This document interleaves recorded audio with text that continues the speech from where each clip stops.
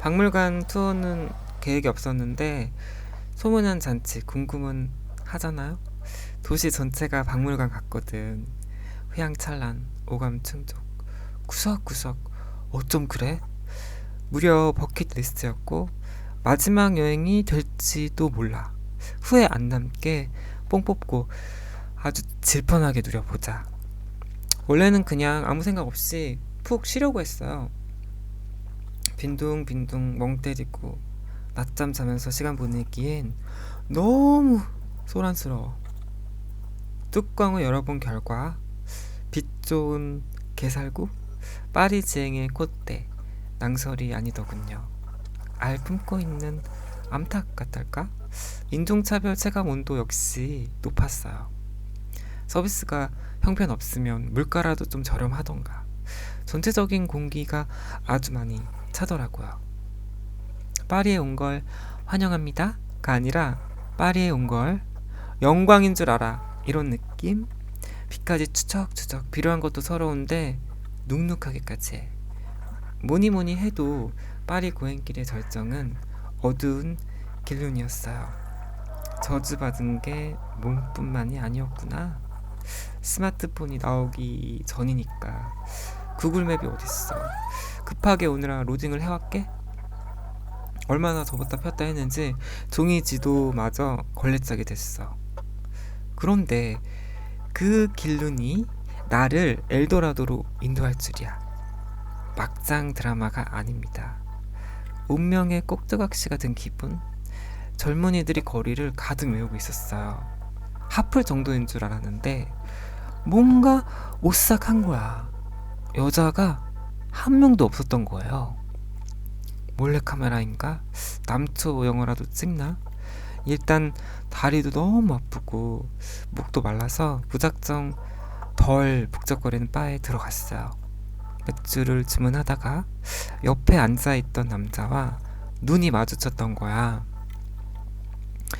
우리 가족한테조차 받아본 적이 없었던 꿀 떨어지는 눈빛과 미소를 지구 반대편의 허름한 술집에서 난생 처음 보는 젊은 외국 남자에게 최초로 받았던 거죠. 물 흐르듯이 승무원이라는 그 남자와 합석을 하게 됐어요. 술하고 사탕 발림에 넘어갔다기보다 그 남자가 정말로 마음에 들었거든요. 긴장과 더불어 귀랑 입까지 트이는 취기의 마법이란. 영어가 술술 나오니까 분위기도 한층 무르익어 가더군요. 소변을 보고 나서 자리를 옮기기로 했죠. 그게 화근이었어. 화장실을 나오기 무섭게 그만 강도를 당하고 맙니다. 입술 강도. 맞아요. 첫 키스마저. 내 의지대로 되는 게 하나가 없어. 설상가상 그 장면을 승무원이 전부 목격한 거야. 얼굴이 시뻘개져서 떠나는 그를 뒤따라갔지만 감쪽같이 사라져버리고 말았죠. 꽝 대신 닭이라고. 영어를 한마디도 못했던 그 입술 강도와 2차로 클럽에 갔어요. 속상하니까 술이 더 땡기더라고요. 어지러워서 춤을 출 수 없었거든요. 잠깐 소파에서 잠이 들었던 것 같아요. 누군가 날 흔들어 깨웠어. 눈을 떴더니 웬 검은 수트를 입은 남자가 내 옆에 앉아 있었죠. 입술 강도는 어디로 샜는지 안 보였어요. 그 수트남은 일행이 없으면 같이 놀자면서 친구들을 데리고 왔죠. 그들과 세 번째 클럽으로 향하는 길에서 서로 소개를 했는데 다들 어쩜 그렇게 스윗한지. 그런 환대를 받아본 적이 없다 보니까 몸둘 바를 모르겠더라고요. 제가 이제 취해서 몸을 잘 못 가누자 수트남이 내 어깨를 감싸더니 손까지 잡아주는 거야. 손이 참 따스했어요. 심지어 향도 좋았어. 마구 나대는 심장.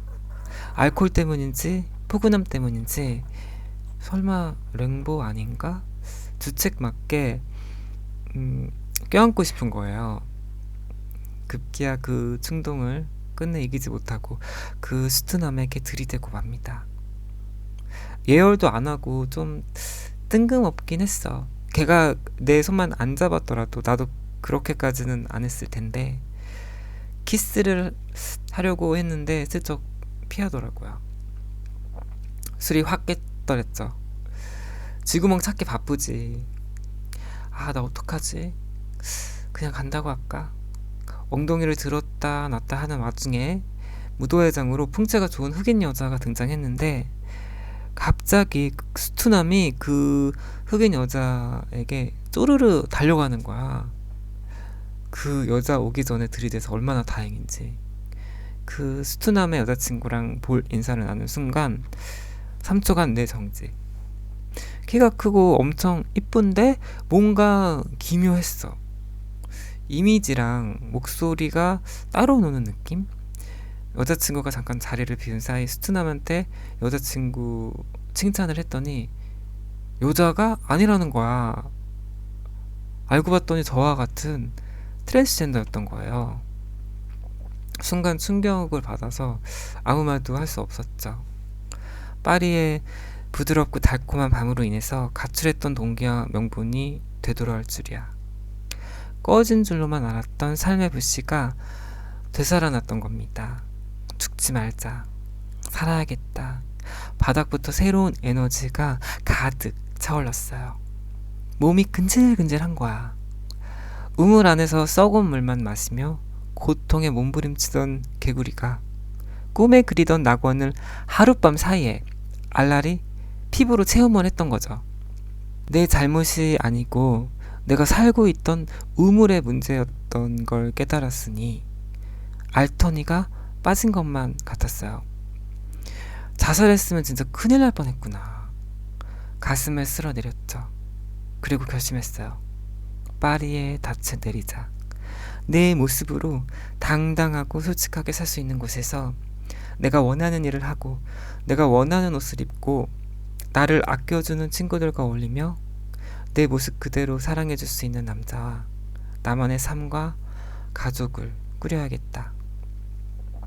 그때까지만 해도 때 안 타고 참 순진했는데 이제 색이 바르고 달아빠진 그 꿈을 아직까지 물고 늘어지는 치악력 하나는 어디 내놔도 안 꼴리는 악바리 사르르였습니다.